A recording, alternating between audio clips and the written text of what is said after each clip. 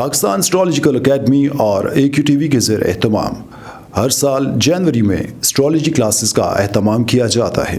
आप दुनिया भर में कहीं भी मुकीम हो, इन एस्ट्रोलॉजी क्लासेस का हिस्सा बन सकते हैं। AQ जेमस्टोन्स असली, मुस्तनद और मयारी जेमस्टोन्स का बाएतमाद इदारा, दुनिया भर में आपके डोर स्टेप पर। AQ gemstones. Astrologer Ali Zanjani हर साल नवंबर में कराची और हर साल मार्च में दुबई मौजूद होते हैं। अगर आप एस्ट्रोलॉजी यानी इल्मे नजूम से लगाव रखते हैं तो हमारा YouTube channel astrologer Ali Zanjani personal ज़रूर सब्सक्राइब कीजिए।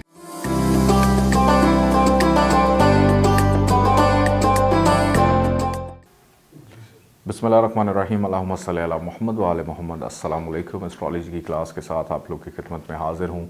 महालक्ष्मी योग के हवाले से गुफ्तगू हमारी जारी है। हमने अभी तक सजिटेरियस असेंडेंट तक पढ़ा है। आज हम कैप्रिकॉर्न असेंडेंट को देखेंगे। नंबर 10 जहाँ पर लिखा हुआ है, इसका मतलब है कैप्रिकॉर्न, जिसका लॉर्ड प्लैनेट है सैटर्न। सैटर्न जो है उसने इस जायचे में चौथा घर और 11वां घर ये दिया है मार्स को। मार्स उसके लिए एंटी है, लेकिन केंद्र का हाउस उसको मिला, एक अच्छा घर मिला, यहाँ से उसको 11वां घर भी मिल गया। तो इस जायचे के अंदर मार्स जो है, हमने जब कैप्रिकॉर्न असेंडेंट बड़ा डिटेल में पढ़ा था तो मैंने आपको बताया था कि मार्स को अच्छे घर मिलने की वजह से इस जायचे में मार्स एक एवरेज प्लैनेट बन जाता है, एक न्यूट्रल प्लैनेट के तौर पर सामने आता है। मून की अगर बात करें तो मून को मिला केंद्र का एक घर जो कि है 7वां घर।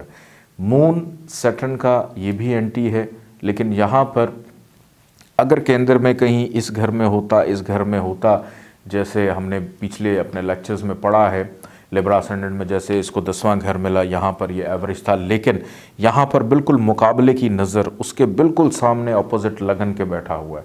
तो कोई शख्स भी नहीं चाहेगा कि उसका दुश्मन उसके सामने बैठा हो और वहाँ से बैठकर उसको घूरे या देखे।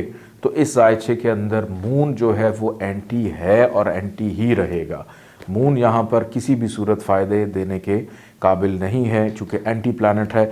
तो यहाँ पर मून के ख़राबी की वजह से महालक्ष्मी योग कैप्रिकॉर्न असेंडेंट में एप्लीकेबल नहीं होता। अब ये दोनों के दोनों अपने अपने तौर पे बिहेव करेंगे।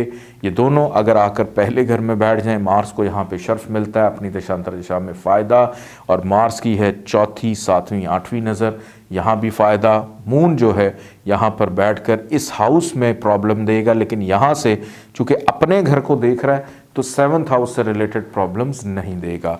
आगे बढ़ते हैं जायचे के दूसरे घर की जानिब कि यहाँ पर मार्स और मून अगर आकर बैठ जाएं तो मार्स पॉजिटिव रहेगा, मून यहाँ पे नेगेटिविटी पैदा करेगा अपनी दशांतर दिशा में। तीसरे घर में मून और मार्स अगर आकर बैठ जाते हैं तो यहाँ पर ये दोनों के दोनों फजूल की मेहनत को एक्टिव करेंगे।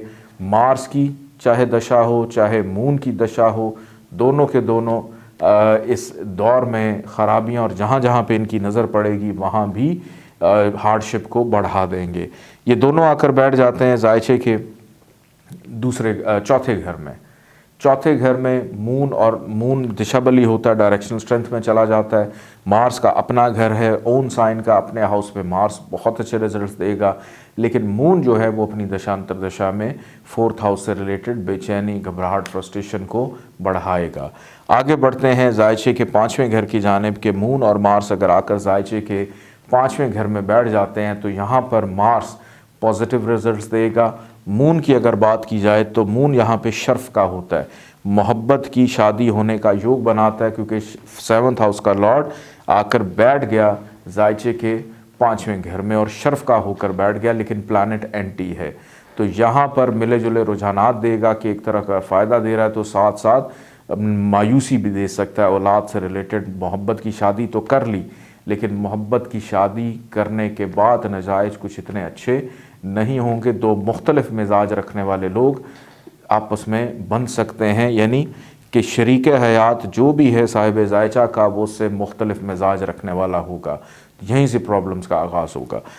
जायचे के 6ठे घर में ये दोनों आकर बैठ जाएं, यहाँ पर दोनों नेगेटिव रहेंगे और जहाँ जहाँ पे नज़र डालेंगे अपनी दशांतर दशा में प्रॉब्लम देंगे। जायचे के 7वें घर में मून और मार्स अगर आकर बैठ जाते हैं तो यहाँ पर मार्स हबूत का यानी नीच का हो गया। मून अलबत्ता ओन साइन का अपने ही घर में आकर बैठा है, तो यहाँ पर मार्स की शिद्दत ख़राबी जो है उसको कम करेगा। आगे बढ़ते हैं जायचे के 8वें घर की जानिब। मून और मार्स अगर जायचे के 8वें घर में आकर बैठ जाते हैं तो यहाँ पर दोनों के दोनों नेगेटिव रिजल्ट्स देंगे अपनी दशांतर दशा और ट्रांजिट पोजीशन में भी। डिग्री वाइज अलबत्ता इनकी ताकत देखना ज़रूरी है। 9th हाउस में मून और मार्स अगर आकर बैठ जाते हैं तो यहाँ पर मार्स पॉजिटिव रिजल्ट देगा और मून जो है यहाँ पर नेगेटिव रिजल्ट देगा अपनी दशांतर दशा में। ज़रा मेहनत ज़्यादा करेगा कामयाबी हासिल करने के लिए, और वालिद के साथ भी मिजाज मुख्तलिफ हो सकता है और मज़हब से भी दूरी हो सकती है। आगे बढ़ते हैं जायचे के 10वें घर की जानिब। मार्स और मून अगर 10th हाउस में आ जाएं तो यहाँ पर मार्स पॉजिटिव प्लस दिशा भली डायरेक्शन स्ट्रेंथ में चला गया। मून यहाँ पर नेगेटिव रिजल्ट देगा अपनी दशांतर दशा में कि करियर के अंदर आपको खपा के रख देगा। आगे बढ़ते हैं जायचे के 11वें घर की जानिब कि यहाँ पर मार्स और मून अगर आकर बैठ जाए तो यहाँ पर मून नीच का डिबिलिटेशन का वैसे ही एंटी था, मज़ीद ख़राब हो गया। अगर मार्स उस हाउस में बैठा है अपने ही घर में तो फिर यहाँ पे मून की जो ख़राबी है उसको वो ख़त्म करेगा। ओन साइन का यहाँ पर नीच भंग योग जो है वो भी लगेगा।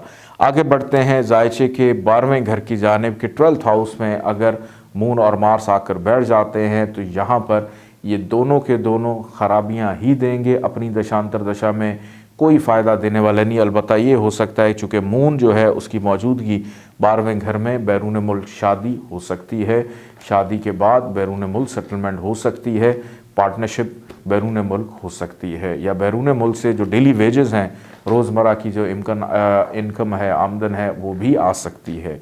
अलबत्ता अखराजात बेकाबू रहेंगे। तो इस पूरे जायचे के अंदर मार्स का स्टोन अगर आप पहनना चाहें, मार्स अगर अच्छी जगह पे है आप लेकर पहन सकते हैं, लेकिन मून का स्टोन अगर आप पहनेंगे, मैंने मुख्तलिफ़ लोगों को मून का स्टोन इस असेंडेंट में पहने हुए देखा है और फिर उसके बाद उनकी बिगड़ती हुई हालत भी देखी कि जो बचा कुचा था वो भी उन्होंने दूसरों को दे दिया। अपना बहुत सारा ख्याल रखिएगा। इजाज़त दें। अल्लाह हाफ़िज़।